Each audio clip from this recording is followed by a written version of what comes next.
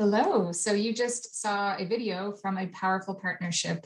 T1 International has been in partnership with the Sonia Nabeta Foundation for some years now for the Pomoja project, as you just saw, and it's definitely our most valuable partnership. And we're going to talk a little bit about that today. So Vivian of the Sonia Nabeta Foundation is here with me, and we're just going to chat a little bit about partnerships and why we think ours is particularly powerful. That's a lot of P's. That's right. No, thanks so much, Liz, for the introduction.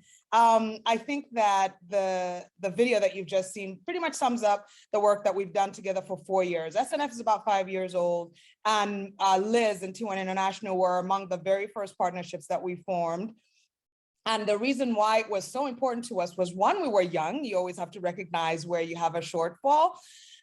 So we were young, and advocacy was very straight off the bat, very important to the Sonia Nabeta Foundation, because we don't have, T1 International is a big sister, so we needed to lean on somebody who's got that power in advocacy training. And so our second camp that we hosted in Uganda, we thought it was pretty critical to introduce some of these elements in the work that we're doing. The advocacy part is extremely critical. And I think that's where, Liz, you came in, and, it's been sweet sailing since then. Yes. I remember seeing you, as you say, come on the scene, come on social media, and reading about your organization, and realizing that we were very aligned in what we wanted to achieve. And I think we had a phone call early on, and ended up at the camp. And did an amazing sort of intro to advocacy training, because, as you say, we're building our training of advocacy. We have a toolkit and a model, and you have that really local, important, on the ground expertise. So again, I think that's a strong reason why this works, because we both have a lot of knowledge and passion, and we see where the strengths of each organization are and how we can bring that together. So that's one thing that I really, really value in this, definitely. And I think in using the word powerful partnerships, it's important to remember that the only reason a partnership can actually be powerful and effective is if each individual organization recognizes the strength of the other organizations and allows them the latitude to use that strength. Yes. And recognize that without each other, we're going nowhere. We're always stronger together. And I think that our slogan, the Together We Can slogan, which is actually the underpinning of the term Pomoja, the Swahili word Pomoja, is really indicative and illustrates the importance of Together We Can, which is so difficult in this nonprofit space. People say they don't mean it. Exactly. That's what I'm learning. Exactly. I think, as you mentioned, we're both, we may have been a little bit further along, but both small kind of grassroots organizations built from the ground up, built from a very strong passion and desire, something that says this needs to change within our communities. And so we've been able to really relate on that level too, which I think helps, because just like you said, there needs to be that respecting of what each other does well, and also the kind of let's build this thing together. And that's not always how it works sometimes, and that's part of, I think, what we connected on was there's a lot of times where maybe our organization or the people that advocate with us or the people that we work with are asked to sort of participate in something, but it's a very last minute kind of add on, rather than, hey, let's collaborate and genuinely build this. And again, that's why I love the Pomoja program, because really from square one, we thought of the concept together, we built it out together, and that does take more time and energy and effort, but I think it makes a much stronger program and just a much stronger partnership, because we're both pretty equally invested. Right. No, I 100% agree. And I think that in this ecosystem that we work in, the type 1 diabetes space, there's only a finite group of organizations, and I feel like if you were to draw a Venn diagram, you obviously would see some intersecting points, but you'd also see places where others would shine. And if a partnership was formed meaningfully with all these organizations, I think we'd do much more. It would be much, it would be a stronger ecosystem, I think. It's just harder to do in an equitable way because, of course, we're very small, itty bitty organizations. So it really does make it very difficult to level the playing field with some of the larger and more powerful organizations. So I think we only gain strength by partnering with people who are like-minded. You're woman founded, we're woman founded. Yes. So that comes with challenges. I'm a minority. I mean, being a Black founder, let me tell you, that comes with baggage. And we've talked about this as well, even though you can't relate on that particular aspect. So that, I think, makes it even more, it makes us more invested to ensure that this partnership actually does do something, just to make impact, have impact, like strong, lasting impact, which would be a dream if all the organizations in this space, it was easy to do. It's just not easy to do. Yes, and having that mutual understanding, as you said, of things that we can relate on and things that we need to understand that we have limited time and space and capacity, but we're really trying to make this work together as really small organizations, just like you said. And I think, in terms of those resources and things, just to name that we've been able to apply for sort of joint funding together. And that's something that, wouldn't do with every organization, perhaps that takes time and trust and communication. And so I know in the early days, I think we communicated, we always check with each other and communicate a lot. That's a key tenet of a good partnership, is strong communication. Matter of fact, we have principles that guide the partnership, and I think we abide by those, communication being one. Yeah. Exactly. And so having kind of built that foundation, again, of that trust and that strong kind of trust in each other as, okay, we're the key people that work on this partnership with many others who make this thing work. And just sort of having that level of trust enables that, hey, we want to apply for joint funding and we want to deliver these programs in a way because you have that foundation of trust and respect and understanding. And that's a great nod to the kind of partnership agreement and the principles that we set, which is another really important thing that we would recommend for all partnerships, to just set that clarity and set the groundwork. No matter how much we like each other, we like to have that clarity so that we know what to expect from each other in this partnership, and what I need to do to be a good partner and what T1 International needs to do, and vice versa. It's just a really, really helpful piece to have in place. And I couldn't agree with you more, because, any relationship, business relationship, no matter how friendly or related, even blood-wise, people might be, I think it's good practice. No, I know it's good practice to have an agreement in place that spells out what everything should be and what the recourse is if it isn't, but more than that, it does give you a guiding document, how to work together and how to respect each other. You know what I mean? I think that's probably in any, relationship or partnership, however small, however young, an agreement is important. I think the one that we put together, which started with the principles by which we want to work together. We respect each other, we trust each other, at least, of course, when I met you, I didn't know who you were from jump, but we built that over time. And that's a very important part of moving forward. And like you said, joint funding, first of all, without funding, what are we doing? So we've been able, the first organization that I've been able to work, SNF has been able to work with to apply for joint funding. We haven't had that. You're the first organization that we actually share a folder with. So there's, in all of that, there's inbuilt, trust and a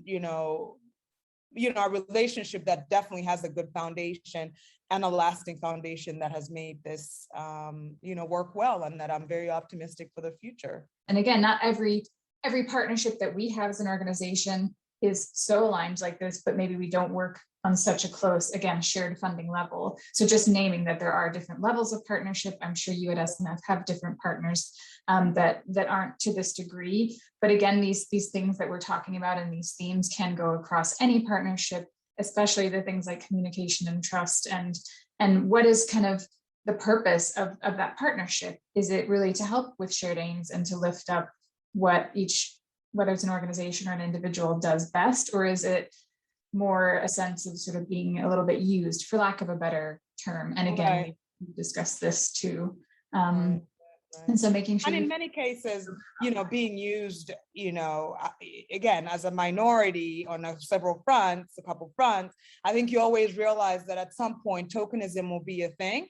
And whether you move forward with that relationship partnership, understanding that this could be tokenism. It's just knowing what you're needed for in this partnership. And if it's tokenism and you're moving forward, just understand that, I have the power in knowing that, and I'm going to run this relationship and partnership in that manner. But basically understanding what your role is and why you are seen as a good partner in whatever partnership that exactly. You engage in. But, there's definitely a lot of asymmetries, but knowledge is power, like they say. Yes. And in one of our early conversations, and we really try to do this, we don't like to put out Pomoja related content that we don't know that the Pomojans themselves are very comfortable with, and that it's truly their words and their thoughts. And again, something that early on we acknowledged that that's not the case, and we're not claiming that we do it perfectly, but we certainly are really committed to, again,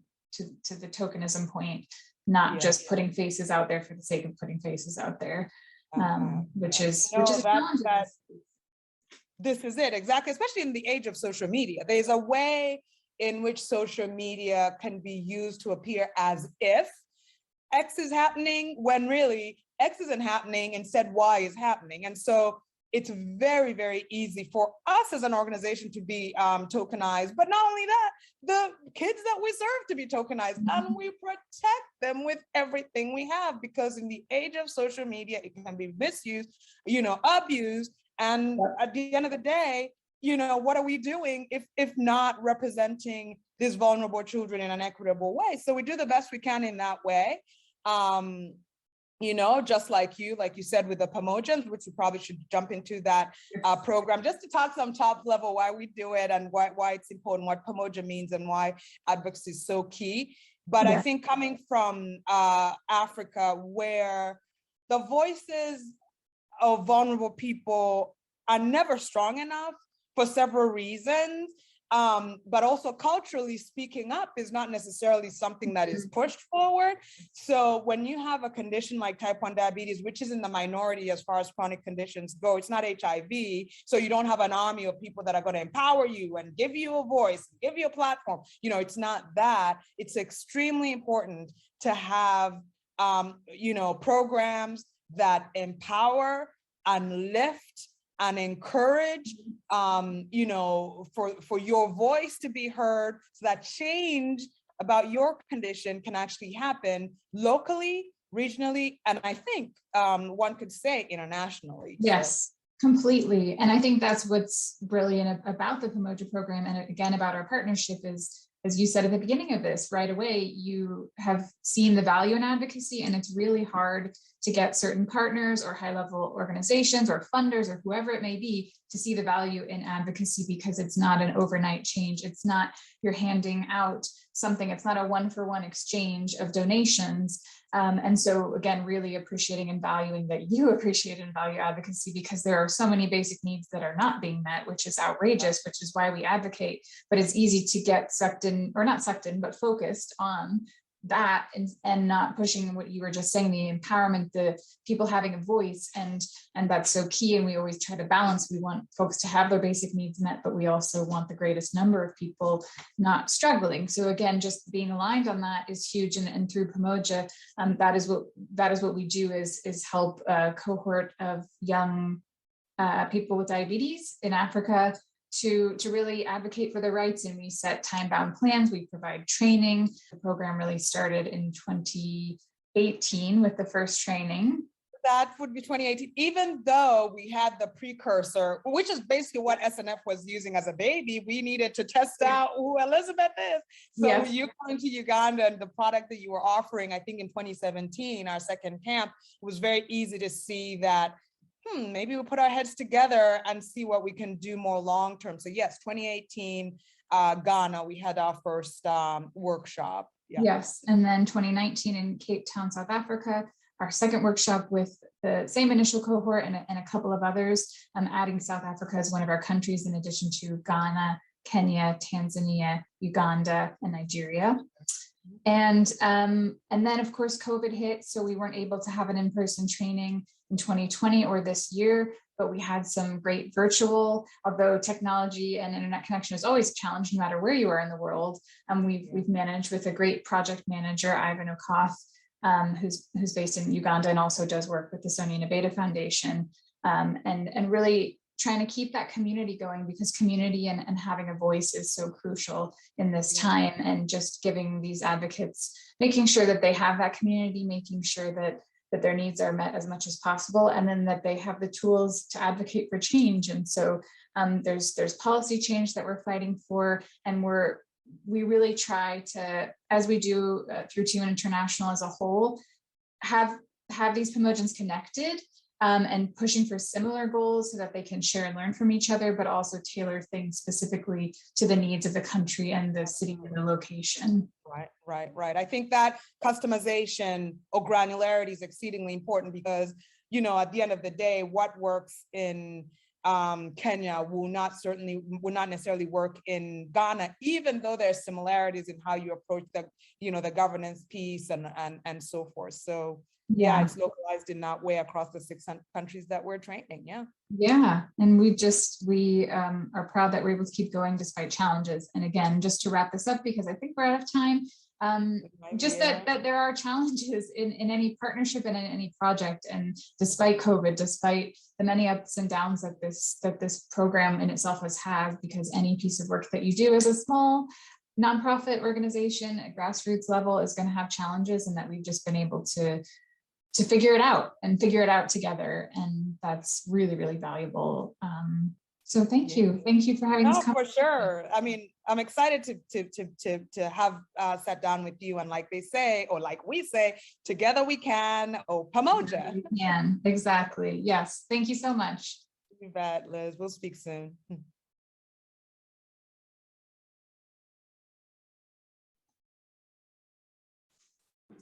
So you just listened to a pre-recorded conversation between myself and Vivian Nabeta, who unfortunately couldn't be here. She's obviously an incredibly busy person, doing fantastic work.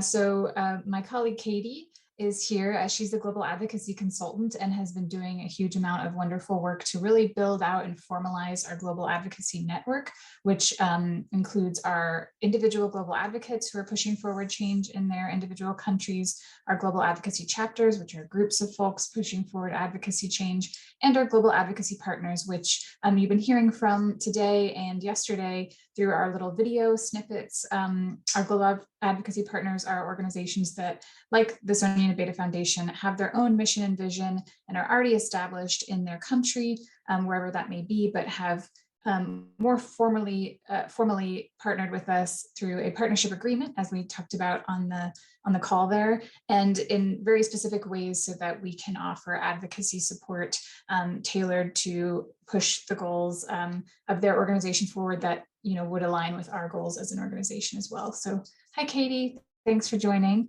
We're going to take some questions from the audience. We have I think it's about 10 minutes. So we'll just kind of pause, and anything, if it's related to the Pamoja program, great, but this is a general kind of space to hold for anybody who has general questions about partnerships in their advocacy. And if you have anything you want to add, Katie, I'll pass it to you. Thanks. It was just so wonderful to hear you and Vivian talk about this partnership and to see the energy between both of you. And I think that it did stick out for me that, Vivian pointed out how there are these points where we overlap with our partners, but there are also the points where we shine individually, and allowing each other space for that kind of unique role that we each fill. And then over the 2 organizations or 3 organizations all coming together to reach our mission instead of having to duplicate. So I really appreciated hearing about how you approach that. Thank you, Katie.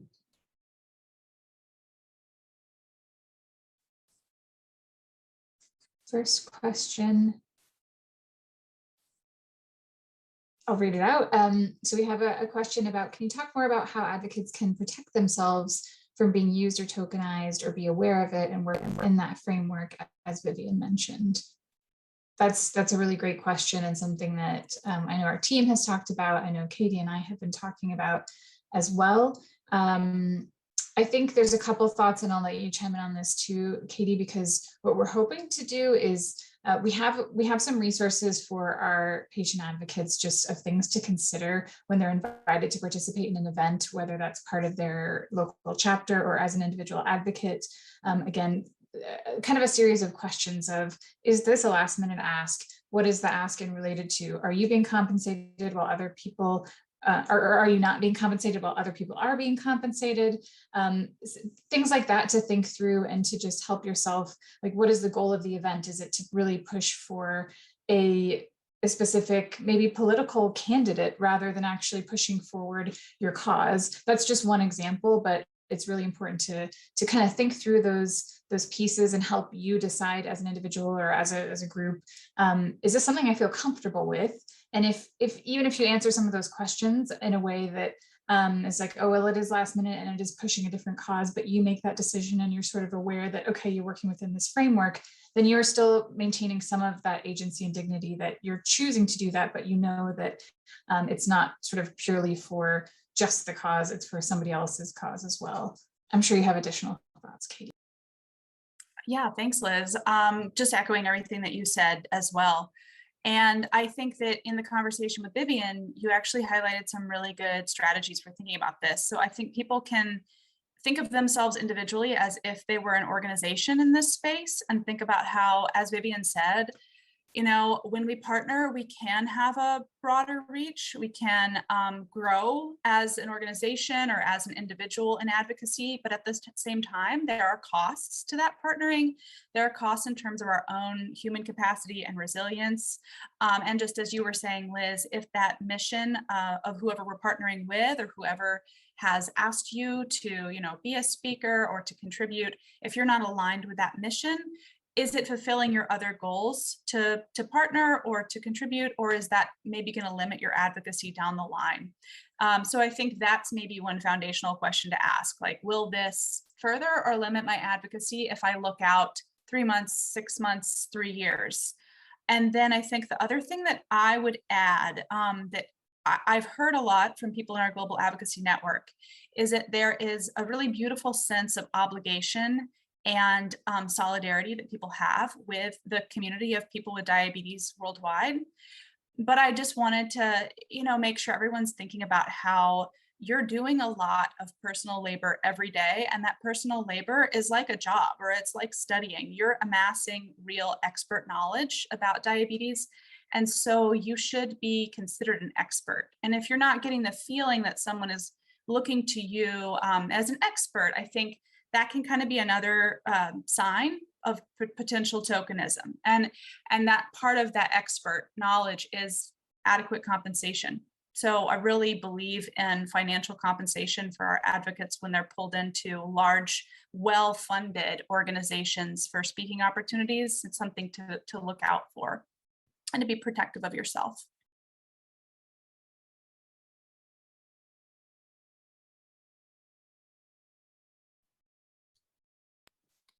Great points, Katie. I don't see any questions at the moment, so I'm going to ask you a quick one, Liz. Vivian talked about, and you talked about overcoming challenges. I know you've had to adjust your timelines. Can you talk a little bit more about what it means to be adaptable and adjust as challenges come up?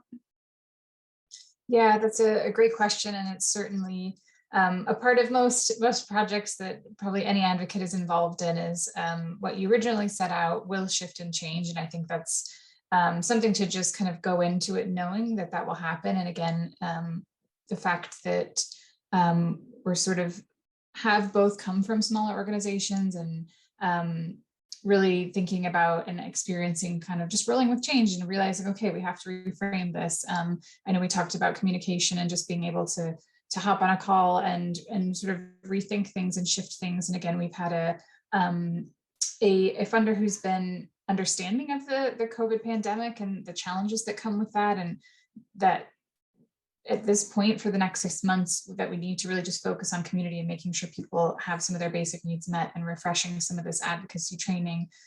So I think it's a combination of factors, but as we know with the tools that we use at T1 International with our advocates around the world, we try to kind of make that as clear as possible up front that things will change and that's okay, but it's still important to work within these timelines and timeframes to keep yourself on task and to be able to check in and say, okay, well, why did this take longer? And can we do things to shift it or move it forward next time?